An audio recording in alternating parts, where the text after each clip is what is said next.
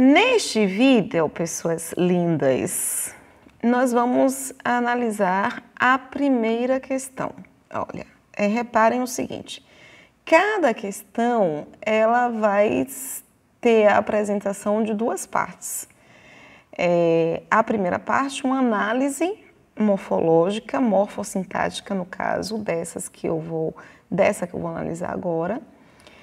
Uma análise morfossintática significa análise do predicado, do sujeito, tipo de sujeito, e a morfologia também, que é a classificação de cada uma das palavras que constituem a sentença. E neste momento, nesta primeira etapa da questão, você vai ter que analisar de maneira mais atenta o verbo, em seu tempo, em seu modo e em seu aspecto. Apesar de aqui haver a construção abaixo, destaquei algumas frases do texto. Analise os elementos que constituem a estrutura frasal e por que o autor escolheu cada verbo em seu modo e tempo. Eu não preciso colocar a palavra aspecto, porque dentro do termo que batiza o verbo, dentro do termo que batiza o tempo do verbo, existe a referência do aspecto. Então, todas as vezes que vocês se depararem com o pedido modo, tempo, vocês precisam analisar modo, tempo e aspecto se houver. Se o verbo estiver no pretérito, lembram que eu falei bastante sobre isso? Eu só vou classificar o aspecto perfeito e imperfeito se o verbo estiver no pretérito. Por quê? Porque enquanto o modo é a ideia da intenção de fala, se você tem uma intenção de indicar uma ordem, sendo o imperativo, ordem é o imperativo, ou indicar uma hipótese, que é o subjuntivo, ou indicar uma certeza, uma indicação, que é o modo indicativo, enquanto o modo é para a intenção que você tem, o tempo vai nos apresentar tanto a localização passado, presente e futuro. Não esqueçamos que passado é a mesma coisa que pretérito.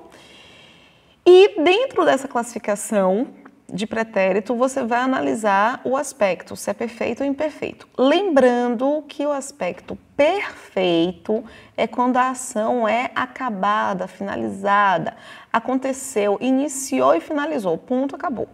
O imperfeito é quando a ação se prolongou, foi interrompida, ou é apenas uma hipótese, no caso do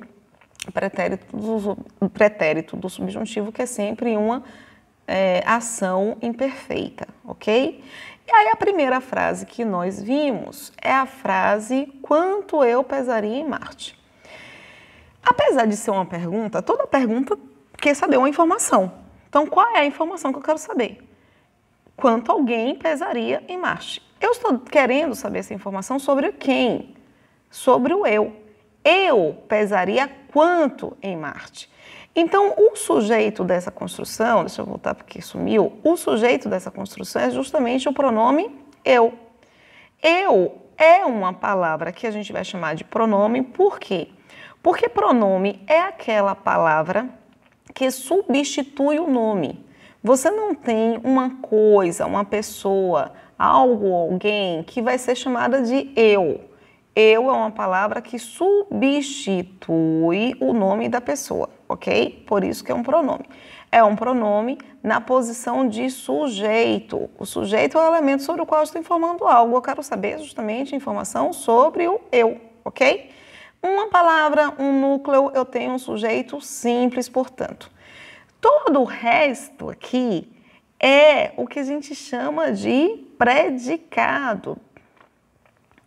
Predicado é informação. Muita gente pensou que essa informação é uma informação de estado.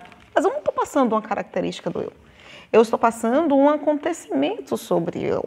É uma informação que não é uma característica exata. Eu não estou dando a característica de o eu ser alto, magro, inteligente, esperto. Não, eu estou apresentando um acontecimento sobre o eu. Este acontecimento, esse predicado, a gente vai fazer a análise de cada uma das palavras. E aí você tem o primeiro conflito, né? Que é a palavra quanto. Alguns alunos não conseguiram identificar o que é a palavra quanto, mas alguns outros me deixaram muito feliz. Por quê? Porque quem pesa, pesa uma coisa. Que coisa eu estou querendo saber? É quanto. Então, esse quanto é uma palavra que está na posição da coisa que eu pesaria em Marte. É uma palavra, portanto, que substitui o nome. Qual é a classe gramatical que substitui o nome? É justamente o pronome.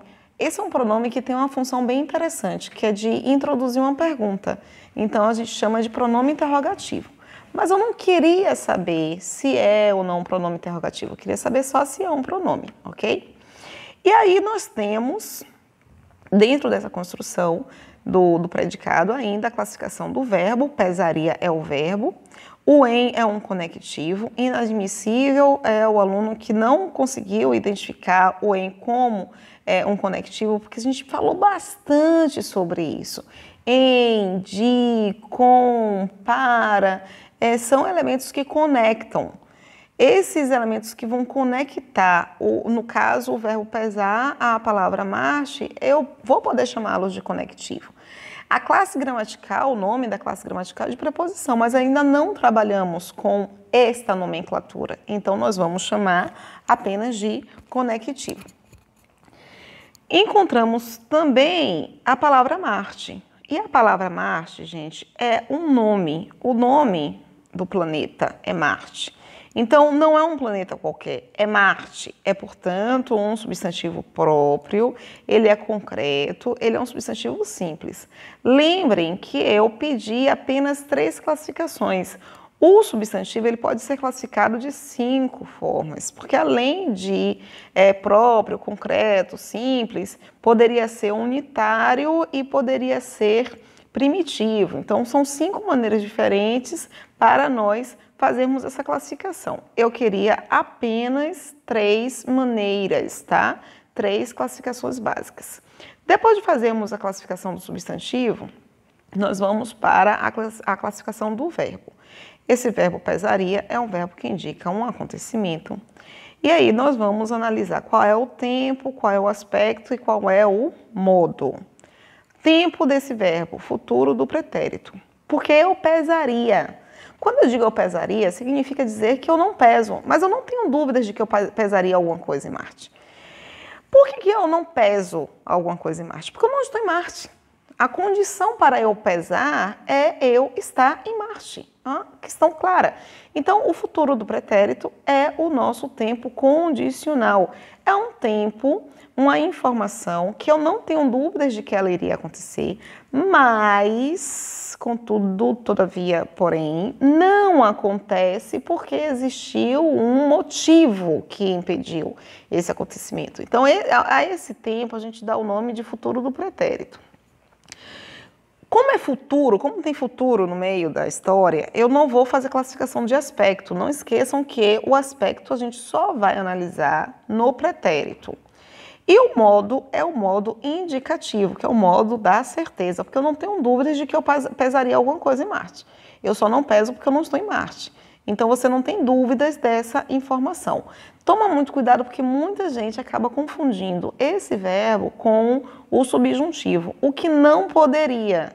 Mas tem uma lógica, assim, na cabeça das pessoas, de as pessoas confundirem. Eu só preciso perceber que há aí uma referência a uma certeza condicionada.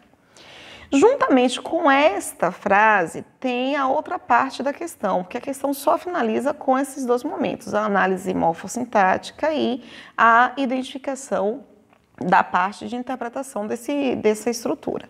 Que explique com suas palavras qual o sentido que o verbo em pesaria passa para nós. Fundamente sua resposta no nome dado ao modo e ao tempo verbal. Não esqueçamos que todas as vezes que nós falarmos de tempo, nós estamos também tratando do aspecto. Se for pretérito, há aspecto. Se não for pretérito, não há aspecto.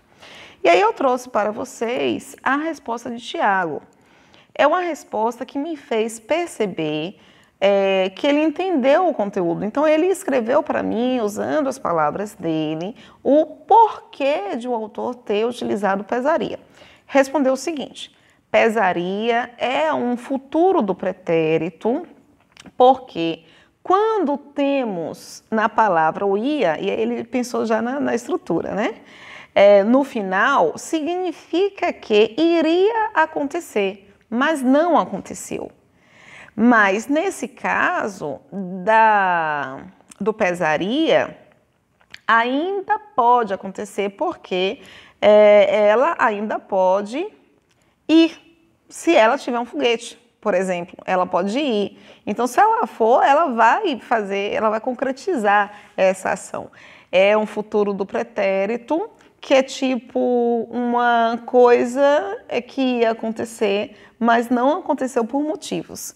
Então, apesar de a estrutura poder ainda ser um pouquinho melhor trabalhada, eu trouxe a resposta de Tiago, porque a gente consegue perceber que Tiago entendeu exatamente o que é o futuro do pretérito e me explicou com as palavras dele, do jeito dele. Então, o que eu queria nessa questão era identificar se ele compreendeu o conceito do verbo. E aqui a gente consegue perceber que ele compreendeu. É a ideia de um tempo condicionado, de uma certeza condicionada. Ok? Vamos para a próxima questão no próximo vídeo.